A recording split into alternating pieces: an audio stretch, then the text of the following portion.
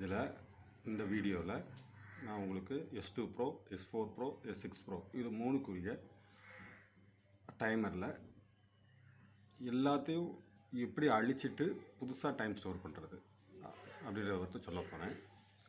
முதல்ல நம்ம எல்லாத்தையும் எப்படி அழிக்கிறதுன்றதை இந்த வீடியோவில் சொல்லிடுறேன். அதுக்கப்புறம் அடுத்தடுத்த வீடியோக்களில் என்னென்ன மெனுவுக்கு எப்படி எப்படி ஸ்டோர் பண்ணுறதுன்ற விவரத்தை நான் சொல்கிறேன். ஓகேங்களா?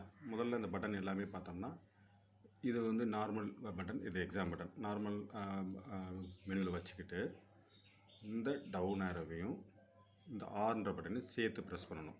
அதுக்கு முன்னாடி டிஸ்பிளேயில் பார்த்துருவோம். டிஸ்பிளேயில் பார்த்தீங்கன்னா இது டே, இன்றைக்கி டே என்ன டே.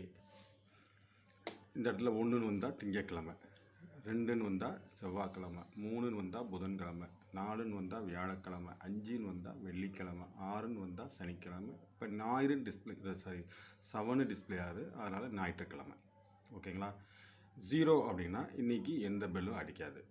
நம்ம சனிக்கிழமை பெல் அடிக்க வேணாம்னு உள்ளே அசைன் பண்ணியிருக்கோன்னு அர்த்தம்.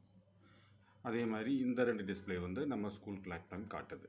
இப்போ நம்ம எல்லாத்தையுமே அழிச்சிட்டு புதுசாக ஸ்டோர் பண்ண போகிறோம்.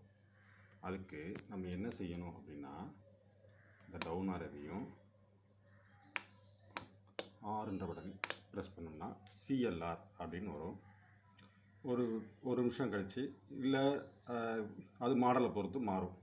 S6 ப்ரோனா அதிகபட்சம் ஒரு 3 நிமிஷம் ஆகும், S2 ப்ரோனா ஒரு 2 நிமிஷம் ஆகும், சாரி S4 ப்ரோனா ஒரு 2 நிமிஷம் ஆகும், S4 ப்ரோனா ஒரு 1 நிமிஷம் ஆகும். அது ஒரு ஒரு ஒரு ஒரு நிமிஷமோ இல்லை 2 நிமிஷமோ கழித்து இந்த மாதிரி ஒரு சவுண்டோட டிஸ்பிளே பிளிங்க் ஆகும். அந்த சமயத்தில் நம்ம டைமரை ஒரு 10 செகண்ட்ஸ் ஆஃப் பண்ணிவிட்டு ஆன் பண்ணோம்னா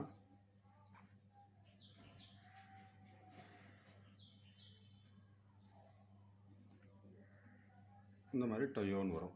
இப்போ எல்லாமே அழிஞ்சிருச்சு. ஓகேங்களா? இதுதான் எல்லாத்தையுமே எரேஸ் பண்ணக்கூடிய விதம்.